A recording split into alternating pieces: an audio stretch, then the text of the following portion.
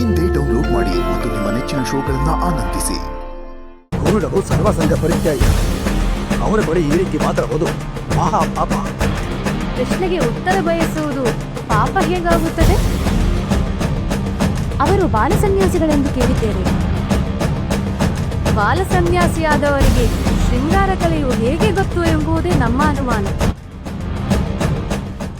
ಗೊತ್ತಿಲ್ಲವೆಂದರೆ 64 ವಿದ್ಯೆಗಳಲ್ಲಿ ಪರಿಣಿತಿ ಎಂಬುದು ಸುಳ್ಳಾಗುತ್ತದೆ.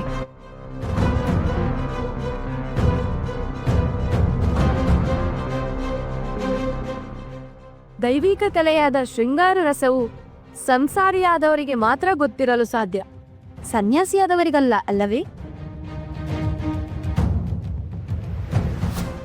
ನಮ್ಮ ಪ್ರಶ್ನೆ ಇಷ್ಟೇ, ಶೃಂಗಾರ ಕಲೆಯು ಗೊತ್ತಿಲ್ಲ ಎಂದರೆ 64 ವಿದ್ಯೆಯು ಬಲ್ಲೆವು ಎಂಬ ಪದವಿ ಯಾಕೆ? ಗೊತ್ತಿಲ್ಲದ ವಿದ್ಯೆಯ ಕಿರೀಟ ಇಟ್ಟುಕೊಳ್ಳುವುದು ಆತ್ಮದ್ರೋಹವಲ್ಲವೇ?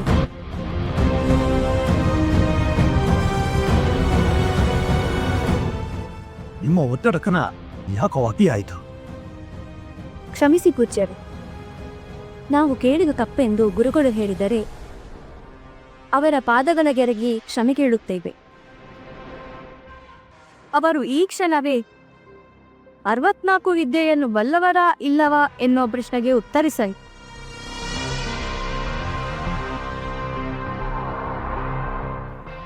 ನಿಮ್ಮನ್ನ ಒಳಗೆ ಬಿಟ್ಟಿದ್ದೆ ತಪ್ಪಾಯ್ತು. ಒಟ್ಟುಗಡೆ ಇವರನ್ನ ಹೊರಗೆ ತಳ್ಳಿ. ನಿಲ್ಲಿ.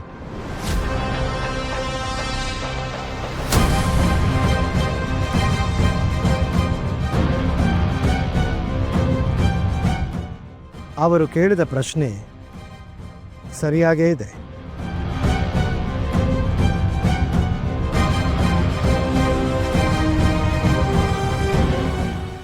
ಕಲಾವಿದರೆ, ನಿಮ್ಮ ಅನುಮಾನ ಸೂಕ್ತವಾಗಿಯೇ ಇದೆ. ನೀವು ಬಯಸುವ ವಿಷಯದ ಬಗ್ಗೆ ನಮಗಷ್ಟೇ ಅಲ್ಲ, ನಿಮ್ಮಂತೆ ಅನುಮಾನವಿರುವ ಎಲ್ಲರಿಗೂ ತೃಪ್ತಿಯಾದ ಉತ್ತರವೇ ಸಿಗುತ್ತೆ.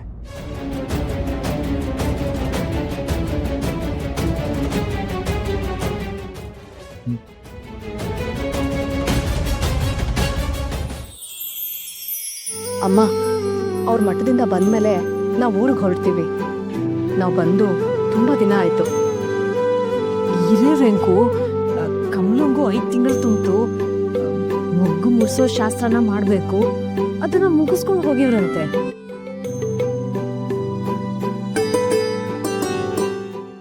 ಅದನ್ನ ಯಾವಾಗ ಇಟ್ಕೋಬೇಕು ಅಂತ ಇದ್ದೀರಾ? ಇಷ್ಟು ದಿನ ಬರೀ ಮದುವೆ ಕೆಲಸಗಳದ್ದೇ ಆಗೋಯ್ತು. ಈಗ ಉಸಿರಾಡ್ತಾ ಇದ್ದೀವಿ. ಎಲ್ಲರೂ ಸೇರ್ಲಿ, ಮಾತಾಡೋಣ.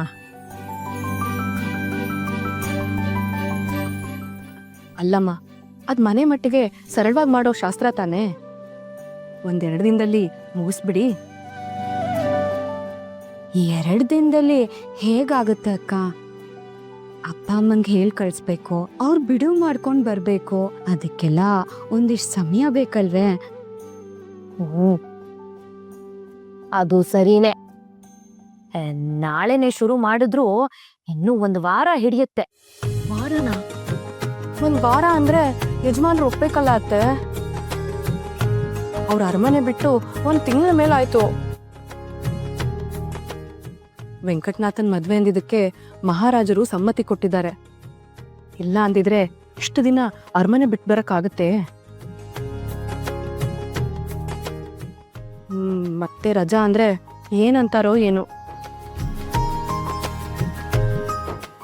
ಹೇಗೋ ಸಮಜಾಯಿಷಿ ಮಾಡೋಕ್ ಹೇಳೆ. ನೀವು ಹೋದ್ಮೇಲೆ ಪದೇ ಪದೇ ಬರೋಕಾಗತ್ತೆಯೇ? ನೀವಿರೋವಾಗ್ಲೇ ವೆಂಕಟನಾಥನ ಶಾಂತಿ ಮುಹೂರ್ತಾನು ಮುಗಿಸಿ ಅವನ್ ತಲೆ ಮೇಲೆ ಅಕ್ಷತೆ ಹಾಕಿದ್ರೆ ಒಂದು ಒಂದು ಸಂಸಾರ ಅಂತ ಆಗತ್ತೆ. ಹೌದು ವೆಂಕು, ಸೀತಕ್ಕ ಹೇಳ್ತಿರೋದು ಸರಿನೇ. ನಿಮ್ ಯಜಮಾನ್ರು ಬಂದ್ಮೇಲೆ ಮಾತಾಡು. ಒಂದು ಒಳ್ಳೆ ಮುಹೂರ್ತ ನೋಡಿ ಬೀಗರಿಗೂ ಆಹ್ವಾನ ಕಳಿಸ್ಬಿಟ್ರೆ ಎಲ್ಲ ಕೆಲ್ಸಗಳು ಮುಗ್ದಾಗತ್ತೆ. ಆಮೇಲೆ ನಿಮಗೂ ನಿರಾಳ, ನಮಗೂ ನಿರಾಳ. ನೀನ್ ಹೇಳೋದೇನೋ ಸರಿಯಮ್ಮ, ಆದ್ರೆ ನಿಮ್ಮ ಹಳ್ಳಿ ಒಪ್ಪಬೇಕಲ್ಲ. ನೀನ್ ಹೇಳು, ಅವ್ರು ಒಪ್ತಾರೆ. ನಾನ್ ಹೇಳಿದ್ರೆ ನಿನಗ್ ಸ್ವಲ್ಪನೂ ಜವಾಬ್ದಾರಿ ಇಲ್ಲ ಅಂತ ರೇಗ್ತಾರಮ್ಮ. ನೀನೇ ಮಾತಾಡು. ನಿನ್ ಮಾತು ಅಂದ್ರೆ ಅವ್ರಿಗೆ ವೇದವಾಕ್ಯ. ಖಂಡಿತ ಒಪ್ಕೋತಾರೆ. ಅಲ್ಲ ವೆಂಕು, ಅವ್ರು ನನ್ನ ಮೇಲೆ ಗೌರವ ಇಟ್ಕೊಂಡಿದ್ದಾರೆ ಅಂತ ಅದನ್ನ ದುರುಪಯೋಗ ಮಾಡೋದು ಸರಿಯಲ್ಲ. ನೀವೊಂದ್ ಮಾತು ಹೇಳು, ಆಮೇಲೆ ಗುರು ಮಾತಾಡ್ತಾನೆ. ಹಾ, ನಿಮ್ಮಿಬ್ರಿಗೂ ಆಗಿಲ್ಲ ಅಂದ್ರೆ ನನಗ್ ಹೇಳಿ, ನಾನೇ ಮಾತಾಡ್ತೀನಿ. ಅಲ್ಲ, ಈ ಮನೆಗೆ ಹಿರಿ ಅಳಿಯಂದ್ರು ಅವ್ರಲ್ದಿರ ಬೇರಿನ್ಯಾರು ಮಾಡ್ತಾರೆ? ವಿಶ್ವನಾಥ, ಅವರಿಬ್ಬರನ್ನು ಮುಂದೆ ಕೂರೋಕ್ ಹೇಳು.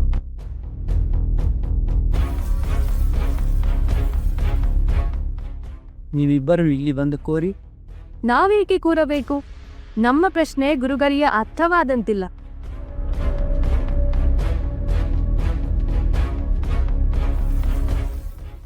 ಗುರುಗಳಿಗೆ ಎಲ್ಲವೂ ಅರ್ಥವಾಗಿದೆ. ನಮಗೆ ಹಾಗೆ ಅನಿಸುತ್ತಿಲ್ಲ. ನಮ್ಮ ಸಮಯ ವ್ಯರ್ಥವಾಗುತ್ತಿದೆ. ಗುರುಗಳೇ, ನಮ್ಮ ಪ್ರಶ್ನೆಗೆ ಉತ್ತರ ಕೊಡಿ.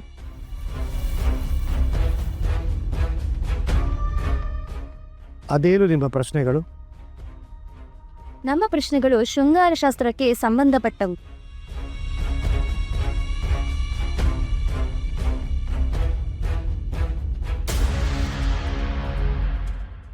ಆಭಾರ ಸನ್ಯಾಸಿಗಳು ನೀವು. ಸಮಾಧಾನ ಚಿತ್ತದಿಂದ ಕೇಳಿಸಿಕೊಳ್ಳಿ.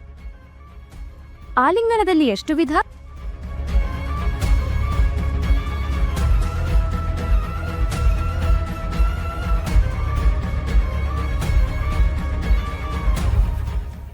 ಮನ್ವಥ ಲೀಲೆಗಳೆಷ್ಟು? ಅವು ಯಾವುವು?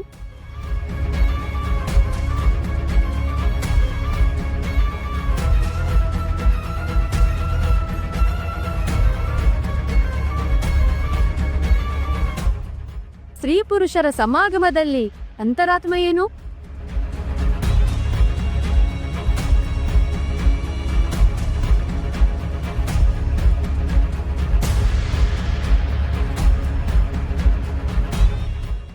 ಪಾದದಲ್ಲಿ ಯುದ್ಧದಲ್ಲಿ ಗುರು ಹಿರಿಯ ಅಕ್ಕ ತಂಗಿ ಎನ್ನುವ ಸಂಬಂಧ ಅಪ್ರಸ್ತುತ. ಗುರುಗಳು ನಮ್ಮ ಆಸೆಯನ್ನು ಈಡೇರಿಸಿದರೆ ನಾವು ಅವರಿಗೆ ಶರಣಾಗಿ ಶಿಷ್ಯರಾಗುತ್ತೇವೆ. ಲವಾದರೆ ನಿಮಗೆ ಯಾಕೋ ಅವರಿಗೆ ಸಮಾಧಾನ ಆಗುವ ಉತ್ತರವೇ ಸಿಗುತ್ತೆ. ಮೊದಲು ಅವರಿಗೆ ಕೂರೋದಕ್ಕೆ ಹೇಳಿ.